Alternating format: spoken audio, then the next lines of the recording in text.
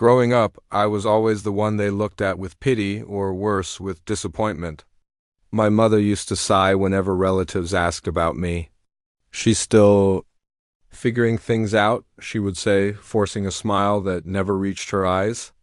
My father would clear his throat and quickly change the subject, usually to something that made him proud, my brother's growing business or my sister's promotion at her law firm. I learned early on that silence was safer than trying to explain my dreams. My brother, Ayaan, was the golden child. Everything he touched seemed to turn to gold, or at least that's what my parents believed. He wore expensive suits, spoke with confidence, and carried himself like someone who already owned the world. My sister Sarah was just as admired, a sharp lawyer who had her life mapped out since she was 12. And then there was me, the odd one out. The one who didn't quite fit into their picture-perfect narrative. I wasn't lazy, though that's what they always assumed. I simply had different ambitions. While my siblings thrived in competition and status, I loved creating, sketching designs, writing code, and building little digital things that made people's lives easier. To me, success was about meaning. To them, it was about money, titles, and prestige. And since my version didn't come with a paycheck big enough to brag about, it didn't count.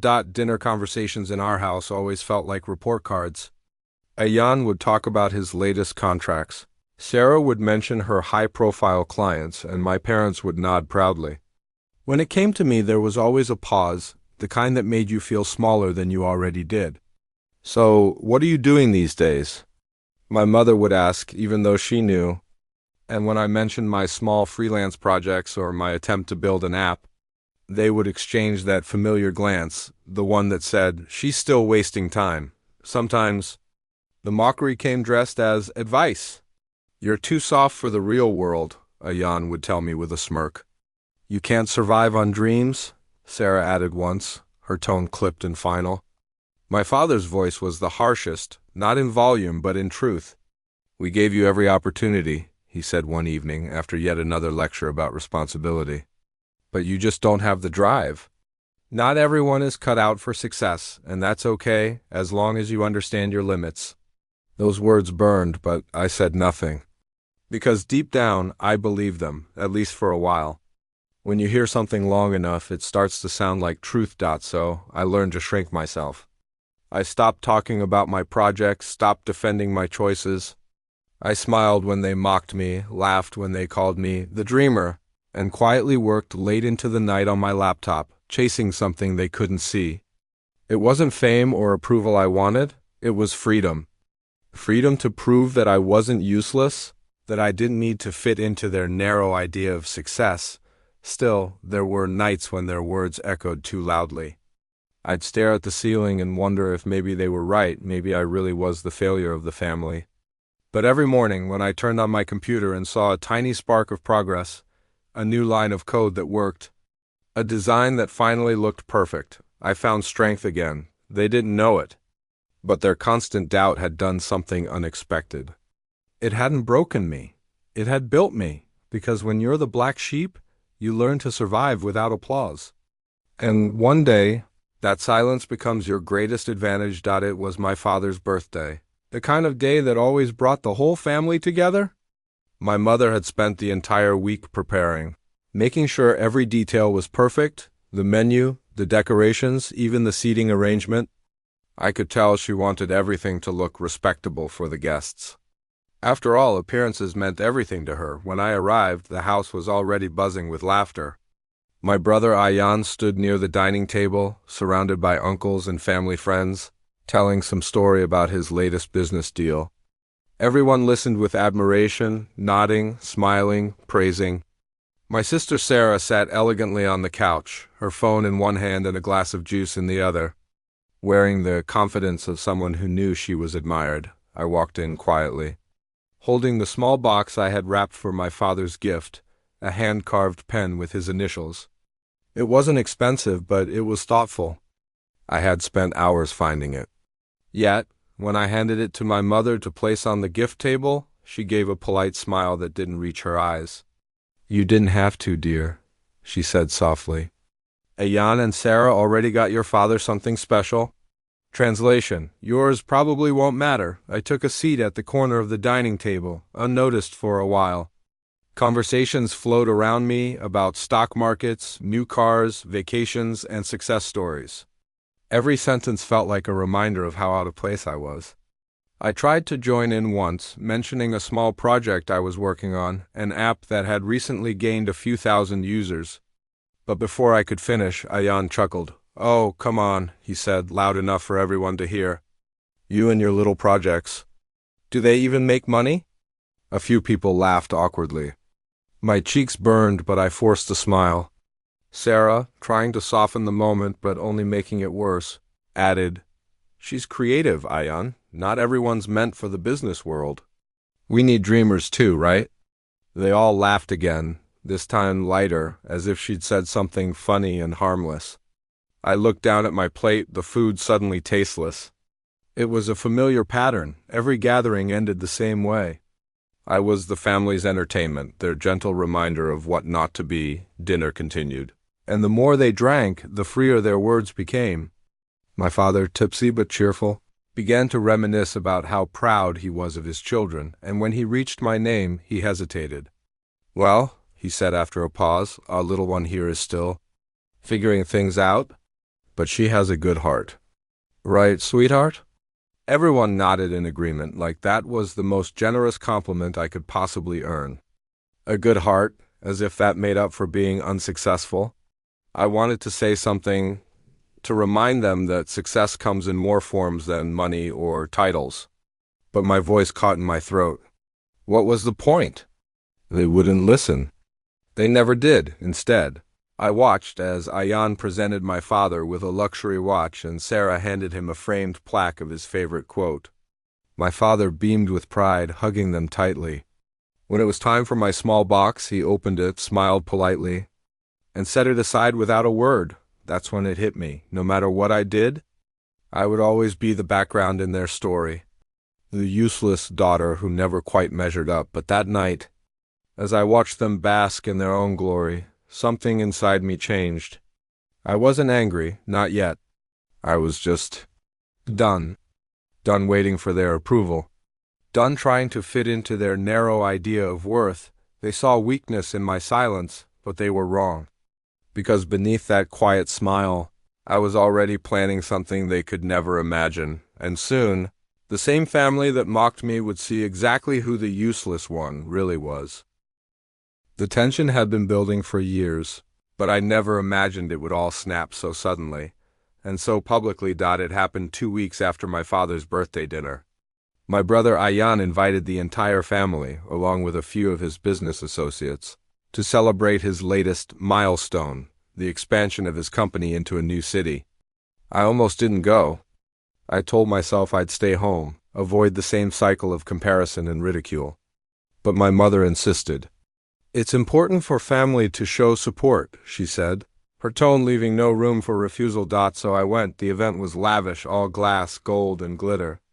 Ayan stood at the center of it all, charming as ever, shaking hands, smiling for cameras.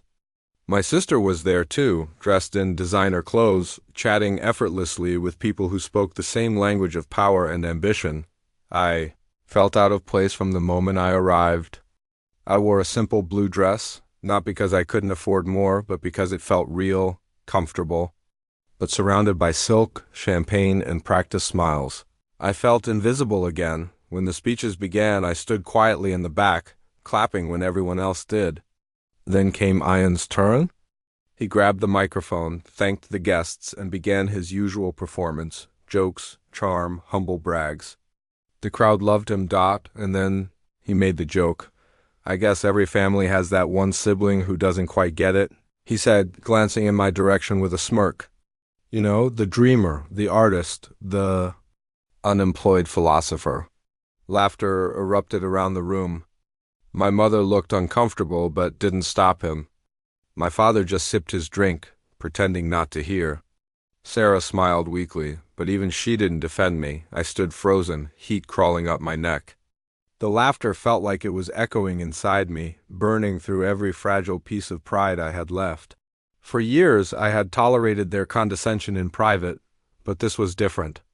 This was humiliation, and it was deliberate. Ayan noticed my silence and decided to push further. "Don't look so serious, sis," he teased, raising his glass. "One day, maybe your little projects will take off and we'll all be coming to your celebration." More laughter. A few people clapped MOCKIN. GLY. Something inside me cracked, not like glass breaking, but like a door finally unlocking. I took a deep breath, forced a smile, and said calmly, "Maybe you will, Ayan, sooner than you think." The room quieted for a moment.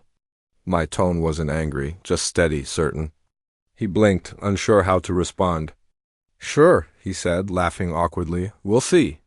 I didn't say another word for the rest of the evening. I just really watched my family.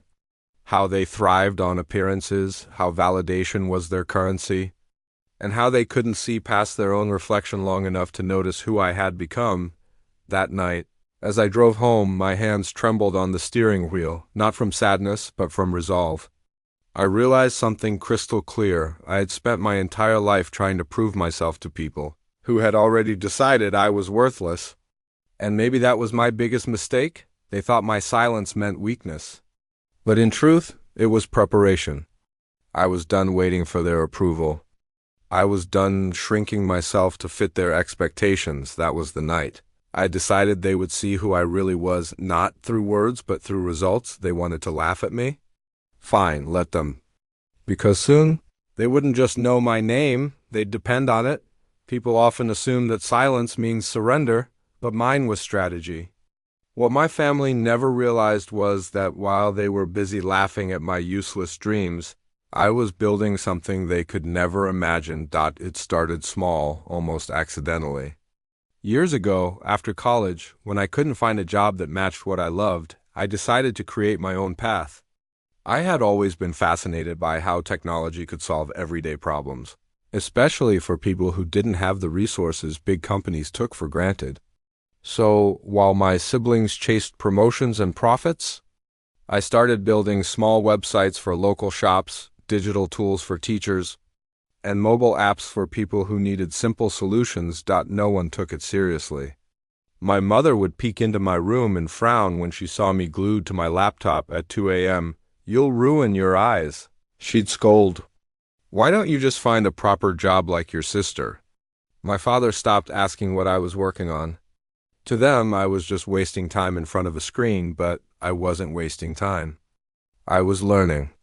Every failed code, every rejected pitch, every sleepless night was sharpening me slowly, quietly. Then, one idea changed everything. During the pandemic, I noticed how small local businesses, tailors, bakers, repair shops were collapsing because they didn't have a way to reach customers online. They weren't tech people, and the big platforms were too complicated or too expensive for them. So I built something simple, a free digital marketplace where small businesses could list, sell, and deliver within their neighborhoods. I called it NeighborLink. At first, it was just me, no investors, no funding, just faith and persistence. I coded, designed, marketed, and supported every user myself. I worked from an old laptop that overheated every few hours and used free Wi-Fi from a cafe near my apartment. But slowly, word spread. One shop told another, one seller told a friend, and before I knew it, hundreds of small businesses were signing up. I didn't tell my family. Not because I wanted to hide it out of spite, but because I wanted to protect it. I didn't want their laughter to poison something I cared about. Months passed. Then one morning I woke up to find my inbox flooded. A major online blog had featured NeighborLink as one of the most promising local business platforms of the year. Investors began reaching out. Within weeks, I registered it as a company, hired a small team, and launched officially. By the time my brother was celebrating his company's expansion, NeighborLink had already reached 300,000 users across 3 cities. But I stayed quiet. My name wasn't even public. The platform operated under a brand, not my personal identity. And that anonymity gave me freedom. Freedom to grow without judgment. Freedom to fail and recover without ridicule. I worked in silence, the same way I had lived, quietly, patiently, deliberately. And with each milestone, a thought began to take shape in my mind. Maybe this is what success really looks like. Not applause, not validation, but quiet satisfaction. Still, there was a part of me that longed for my family to know. Not to boast, but to be seen. To finally prove that I wasn't the useless one they made me believe I was. I knew that day would come.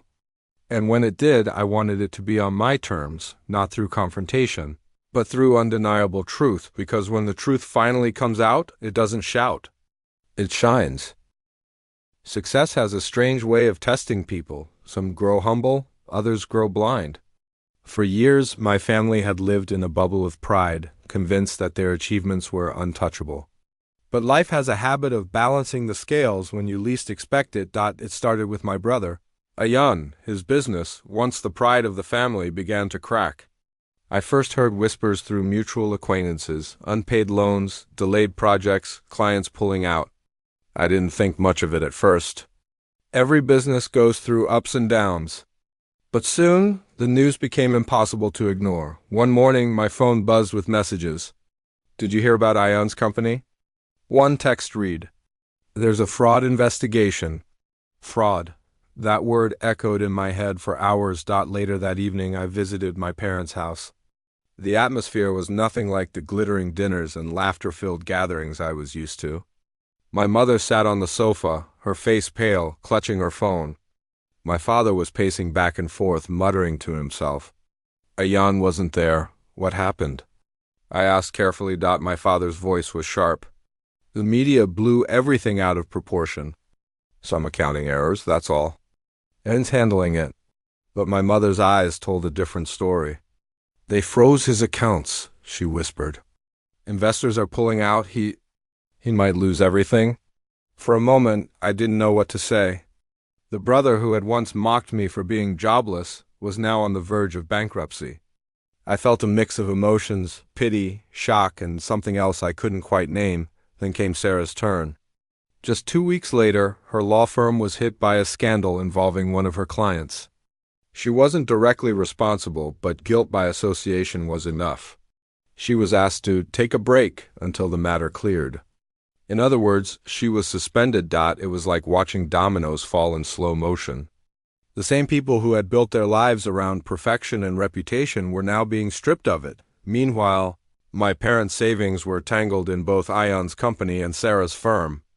Overnight, their finances crumbled. The house that once hosted grand family dinners was now filled with silence, tension, and unpaid bills. I visited again a few days later. The lights in the living room were dim. Even the air felt heavy. My father sat staring at an old photo, one of the 3 of us as children.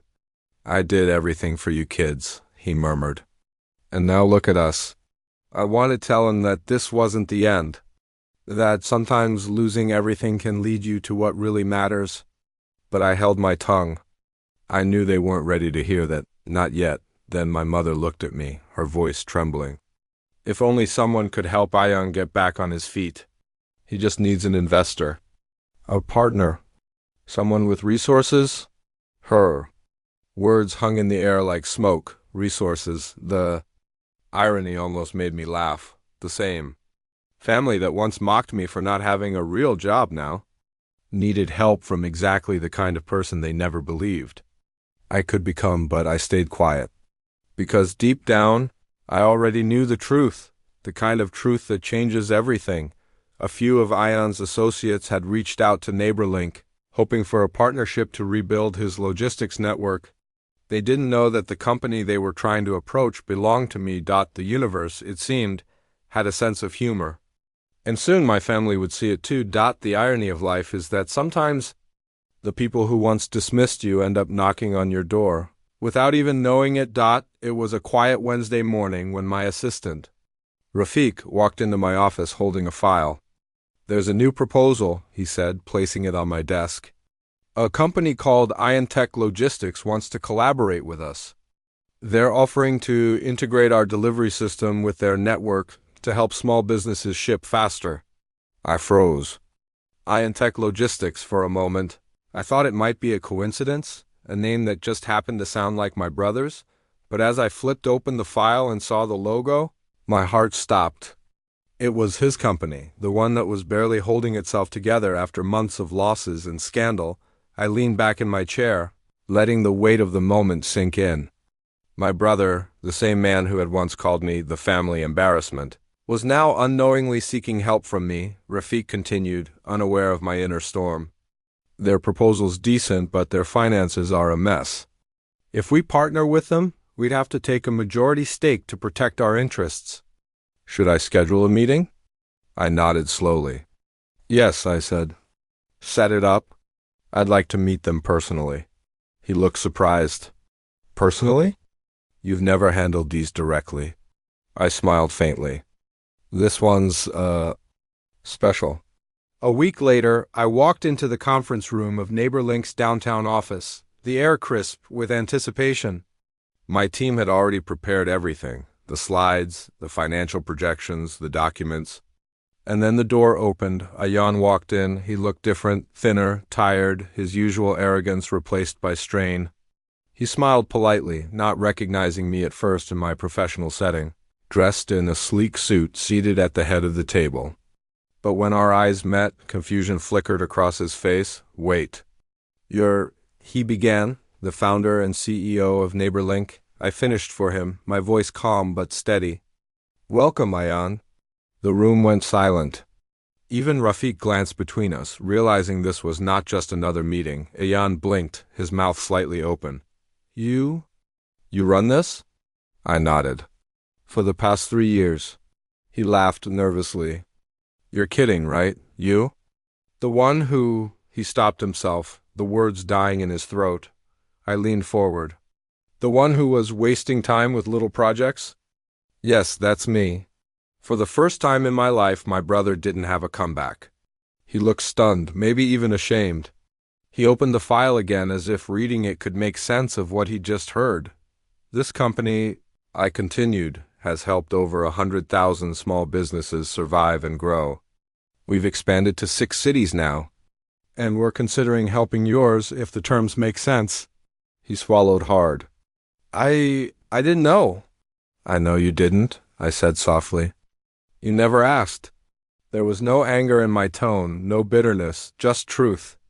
And that truth was louder than any revenge speech could have been. When the meeting ended, Ayan stood slowly. I'll need to talk to my team, he said, his voice unsteady. Of course, I replied. Take your time.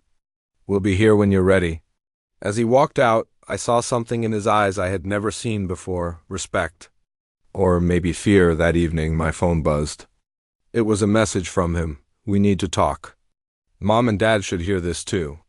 I looked out my office window at the city below, lights glittering like the stars. I used to wish the truth had finally started to surface. And soon the rest of the family would see it too. When Ayan texted me that he wanted to talk as a family, I knew the moment had come, the one I had imagined 100 times in my head. But I didn't feel excitement or revenge. I just felt calm. The kind of calm that comes after a long storm finally breaks. That Sunday evening I drove to my parents' house. The same house where I had once been called useless, where every achievement of mine had been dismissed as a hobby. As I stepped inside, the air felt heavier than usual, like the walls still remembered every word that had ever been said within them. My mother was already in the living room, fidgeting with her shawl. My father sat stiffly on the couch, looking exhausted. Sarah was there too, silent for once, her usual confidence replaced by unease. And then there was Ayan standing near the fireplace, his expression unreadable. When I entered, everyone looked at me differently, not with irritation but with curiosity. My mother was the first to speak. Your brother told us some things, she said cautiously. We wanted to hear it from you. I nodded and sat down. All right. What do you want to know? Ayan cleared his throat, glancing briefly at me before looking at our parents. It's true, he said quietly. NeighborLink, the company that's been on the news lately, the one helping small businesses, it's hers. Silence. For a moment, no one moved. My father blinked, as if trying to process the words. My mother's mouth fell open slightly. Sarah frowned, confused. Yours? My father finally said, You mean you work there? No, I said gently. I built it from the ground up. Sarah let out a small gasp. My mother shook her head slowly. But that can't be. You were always— She stopped herself, realizing what she was about to say useless. I smiled faintly. Always what, Mom? Unfocused? Lost? I know that's what you all thought. And that's okay. You were right about one thing. I was different. I just didn't fit your version of success. Ayan spoke again, his tone quieter now. She's telling the truth. Her company's growing faster than mine ever did. Investors are calling it one of the most promising startups in the country. My father leaned back, staring at me as if seeing me for the first time. You never told us, he said. I met his gaze steadily. Would you have listened if I did? No one answered. The room was thick with the weight of everything that had been said over the years, every cruel comment, every dismissive laugh, every sigh of disappointment. My mother finally broke the silence, tears filling her eyes. We didn't know, she whispered. We thought you were wasting your time. We thought you were lost. I was never lost, I said softly. I just took a path you didn't understand. Sarah reached over, touching my hand gently. I'm sorry, she murmured. We all are. For a long moment, no one spoke. I looked around the room, at the faces that had once made me feel small, and for the first time, I didn't feel lesser. I felt whole. Finally, my father stood up and said, You've made us proud. More than you know. I smiled, not out of triumph, but out of peace. It's not about pride, Dad. It's about respect. That's all I ever wanted. Ayan looked down, shame flickering across his face. You have it now, he said quietly, and in that moment I realized something powerful. I hadn't just built a company. I had built myself. The truth was out, and it didn't roar. It simply stood there, undeniable, unshakable, and radiant. For the first time in years, the house was quiet, not the cold, dismissive silence I had grown used to, but something deeper. The kind of silence that comes when words run out, and only truth remains. I sat there, surrounded by the people who had shaped my life in ways they didn't even realize. My mother was still wiping away tears. My father's shoulders had softened, the proud stiffness replaced with quiet regret. Sarah sat beside me, her usual poise stripped away, replaced by something raw, guilt, maybe, and Ayan. My brother, who had once laughed at me in front of strangers, couldn't meet my eyes. I never wanted to make you all feel bad, I said finally. I just wanted to be seen. My voice trembled, not from anger, but from the weight of years I had carried alone. Do you know what it feels like to be told you're not enough every single day? To have your dreams dismissed before they've even begun? My mother covered her mouth, her eyes red. We didn't mean to— Yes, you did, I interrupted gently, not out of spite, but truth. You meant to. You thought it would make me stronger, more like you wanted me to be. But it didn't. It broke me, again and again, until I had to rebuild myself in silence. My father sighed heavily, his voice low. I thought I was pushing you to do better. You were pushing me to be someone else, I said quietly. Someone who fit into your version of success. But success isn't one shape, Dad. It isn't one path. The words hung between us, not accusations, but confessions. Years of unspoken pain finding their place at last. Owayan finally looked up, his voice hoarse. I was awful to you. I know that. I thought I was teasing, but I see now I was cruel. I smiled faintly, not out of forgiveness, but understanding. You were just reflecting what you were taught, that worth comes from money, status, and noise. I don't blame you. I just stopped believing it. Sarah reached over and took my hand. We never realized how small we made you feel. You were always so quiet. We thought you didn't care. I cared, I whispered. That was the problem. I cared too much. For a long time no one spoke. Only the soft ticking of the old wall clock filled the room, the same clock that had watched us grow, argue, and drift apart. My mother broke the silence again. I don't deserve your forgiveness.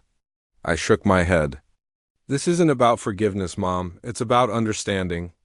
I needed to stop seeking your approval to finally see my own worth. You can't give me that. It was mine all along." She started crying again, quietly this time, like she was grieving something deeper than pride. Maybe she was mourning all the moments she'd missed, all the times she could have said, "I'm proud of you," but didn't. My father looked at me then, his eyes softer than I'd ever seen them. "You taught us something we should have known long ago," he said. "That success without kindness means nothing." And just like that, the years of resentment began to crumble. Not all at once. Healing never happens instantly, but in small, fragile pieces. I stood up and looked around the room. For the first time, I didn't feel like the outsider. I felt seen. "I'm not angry anymore," I said quietly. "Because you were wrong about me, but your doubt made me strong. So, in a strange way, thank you." No one moved, but I could feel it. Something had shifted. The distance that once defined us was slowly closing. And as I walked to the window, watching the last light of the evening fade, I realized the truth I'd been searching for all along. Sometimes the people who hurt you the most don't need punishment. They just need to finally see who you've become despite them. In the days after that conversation, something strange happened. For the first time, my family stopped treating me like an afterthought.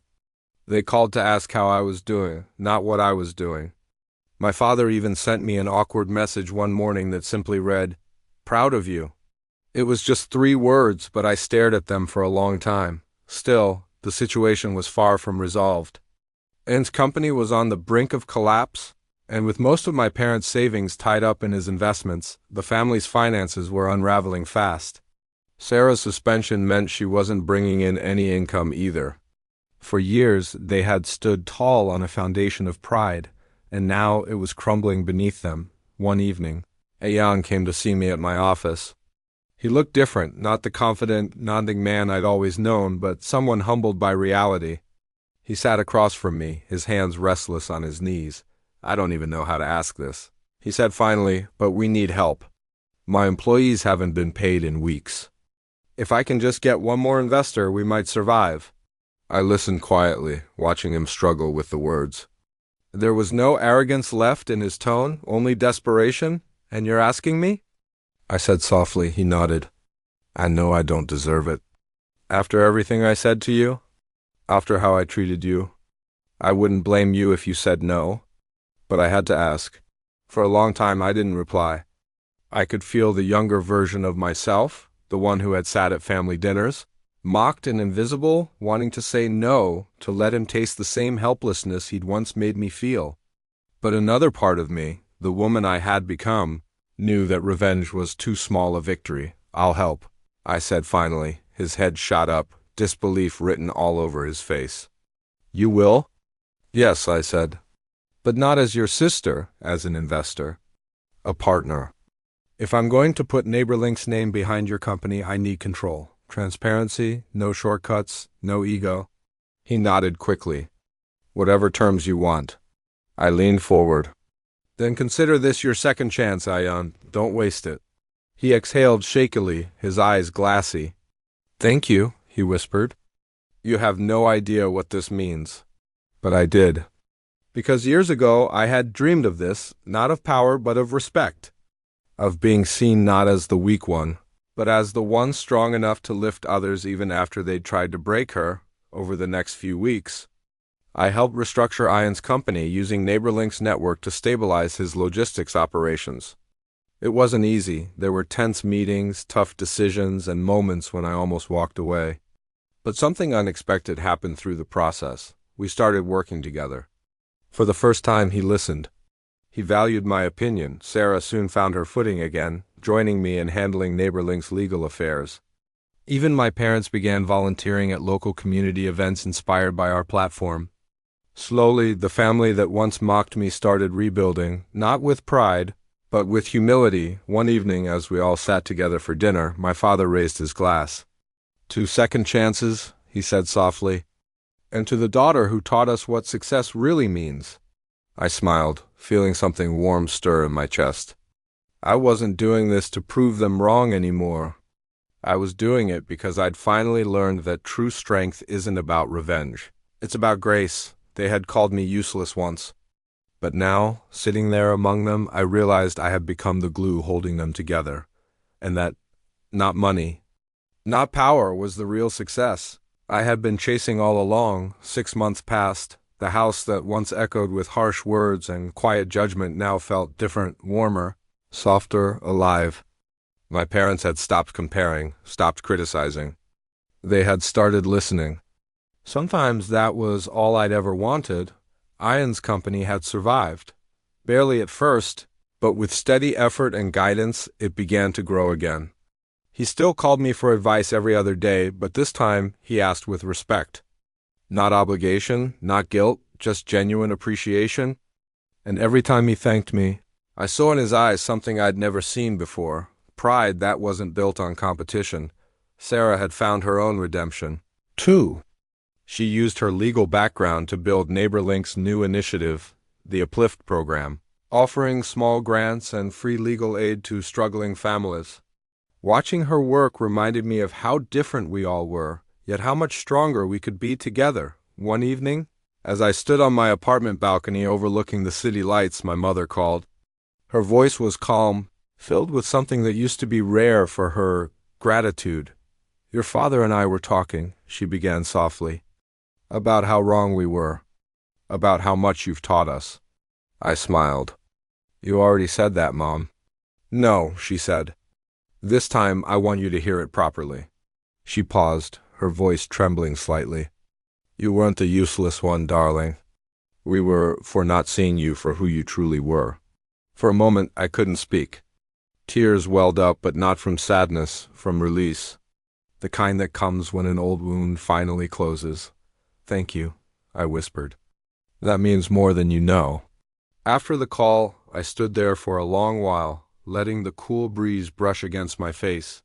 The city below buzzed with life, people chasing dreams, making mistakes, trying again. I realized that's all any of us were doing. I thought about the girl I used to be, the one who sat alone in her room after another family dinner, trying to silence the words useless, failure, embarrassment. If I could go back, I'd tell her one thing: they don't define you. You do. In the months that followed, NeighborLink expanded into 3 new cities. Our platform was featured in national media as one of the most impactful social enterprises of the year. But even as the recognition poured in, I felt no urge to flaunt it. The victory wasn't the fame, it was the peace. At the next family gathering, I hosted dinner at my home. Everyone came, my parents, Sarah, Ayan, even his wife and kids. The laughter felt real this time, not polite or forced. At one point, my father stood and said, "I still don't understand half of what you do, but I know you're changing lives." And that's enough. I laughed, a real, unguarded laugh, and for the first time, it didn't feel strange. As the night drew to a close, I looked around the room at the people who once broke me, now healed beside me, and I realized something simple, yet profound. Forgiveness doesn't erase the past. It transforms it. I had spent years trying to prove my worth, not realizing I had been enough all along. The pain they gave me had become my power. The rejection had become my purpose. So when I looked at them that night, I didn't see the family that mocked me anymore. I saw the family I helped rebuild, and as I turned off the lights after everyone left, I whispered to the quiet room, maybe being the useless one was exactly what I needed to become the strongest of them all.